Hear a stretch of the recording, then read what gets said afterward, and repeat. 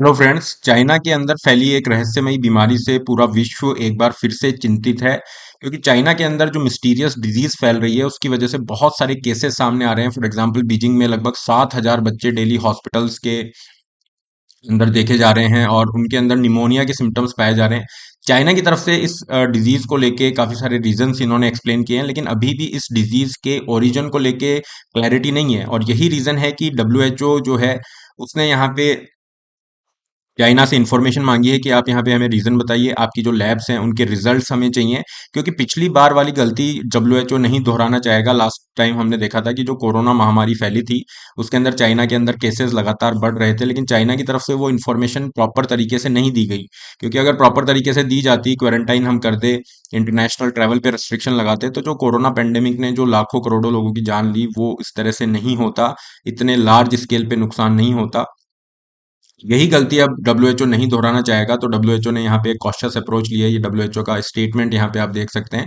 WHO कह रहा है कि आपके यहाँ पे जो केसेस देखे गए हैं इसकी हमें डिटेल्ड इन्फॉर्मेशन चाहिए, स्पेशली बच्चों के अंदर ये जो इलनेस देखी जा रही है, उनके जो रेस्पिरेटरी सिस्टम है उसके अंदर जो इन्फेक्शंस देखे जा रहे हैं, वहां पे हमें आपकी तरफ से लैब रिपोर्ट भी चाहिए और सारी इन्फॉर्मेशन हमें यहाँ पे रिक्वायर्ड है। इन जनरल अगर हम देखें तो चाइना के अंदर ये केसेस नॉर्थ जो चाइना है वहाँ पे देखे जा रहे हैं। बीजिंग में भी बहुत सारे केसेस इसको देखे गए हैं और ये इशू इतना ज़्यादा कंसर्न करने वाला है कि भारत सरकार ने भी आज ही मंत्रालय की तरफ से प्रेस ब्रीफ आज जारी हुआ है, जिसमें भारत सरकार कह रही है कि हम इसको मॉनिटर कर रहे हैं। क्योंकि देखो, रेस्पिरेटरी इलनेस के केसेस तो हैं ही, लेकिन H9N2 ये वाला जो बर्ड फ्लू वाला सब टाइप है, इसके भी आउटब्रेक देखने को मिल रहा है। मतलब इसकी वजह से इंसानों में इन्फेक्शन का केस भी देखा गया है। तो भारत सरकार ने दोनों स्थितियों पे चिंता जाहिर करके अपनी प्रिपेयर्डनेस के बारे में भी इंफॉर्मेशन दी है। पूरे इशू को डिटेल में डिस्कस करते हैं। मेरा नाम है राहुल भारद्वाज। इस चैनल को सब्सक्राइब करना ना भूलें, इसी तरह से current affair UPSC related content के लिए। देखिए, जो अभी केसेस सबसे ज्यादा मिल रहे हैं वो हमें मिल रहे हैं लियोनिंग प्रोविंस। चाइना का जो लियोनिंग प्रोविंस है, इसके जस्ट नीचे आपको देखने को मिलेगा बीजिंग है। तो बीजिंग हो गया, लियोनिंग प्रोविंस हो गया, यहाँ पे बहुत सारे बच्चे जो हैं हॉस्पिटल्स के अंदर एडमिट पाए जा रहे हैं। ये जो केसेस हैं 3 से 4 गुना एकदम से देखने को मिले हैं।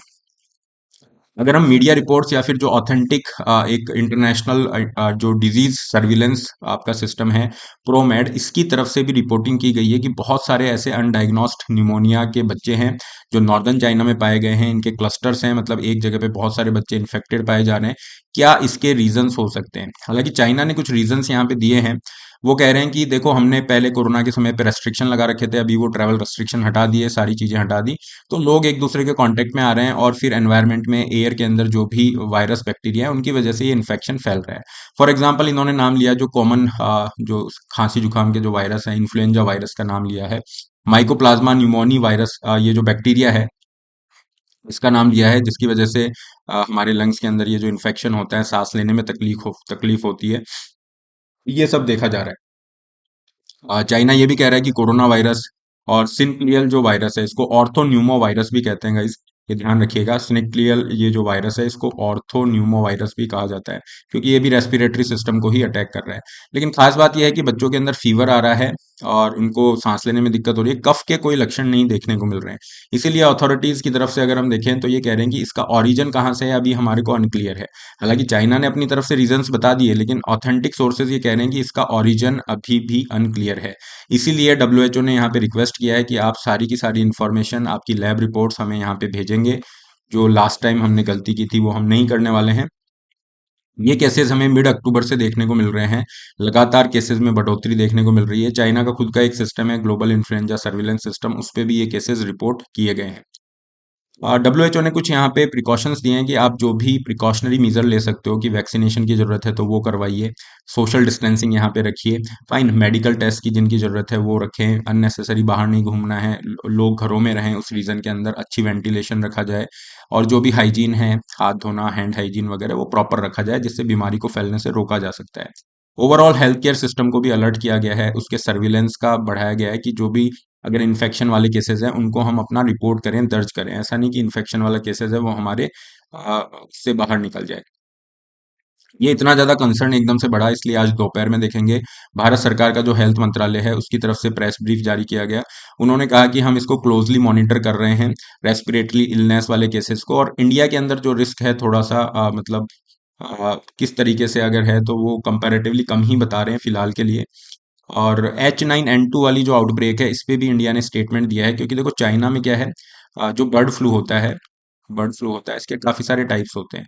तो इसमें होता है H5N1, तो हम जानते ही हैं ये एच और एन क्या है, ये बेसिकली प्रोटीन्स हैं। कौन सा प्रोटीन होगा उसके हिसाब से अलग अलग वेरिएंट्स बनते हैं। तो H5N1 जो कि एक तरह का बर्ड फ्लू है, इसी का एक सब टाइप है जिसे हम कहते हैं H9N2। ये H9N2 का केसेस भी चाइना में फैल रहे हैं।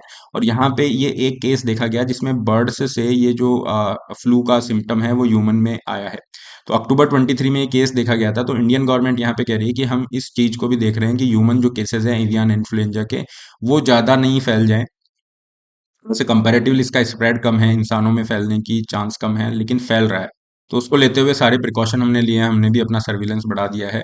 एनिमल हस्बेंड्री या जो भी पोल्ट्री फार्म है, वाइल्ड लाइफ के सेक्टर्स हैं, उनको हाई अलर्ट पे रखा गया है।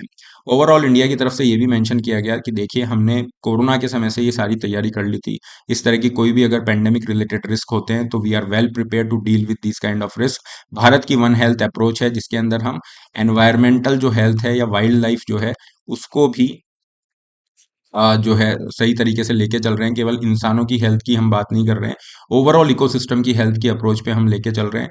हमने जो अपने डिजीज सर्विलेंस सिस्टम को बना रखा है वो इतना स्ट्रेंथन है कि इस तरह के कोई भी केसेस या आउटब्रेक मिलता है तो उसको हम डील कर सकते हैं। देखिए आउटब्रेक का मतलब है एकदम से किसी भी बीमारी के केसेस बहुत सारे बढ़ जाते हैं, नंबर ऑफ इन्फेक्शन बढ़ जाते हैं, उसको आउटब्रेक कहते हैं।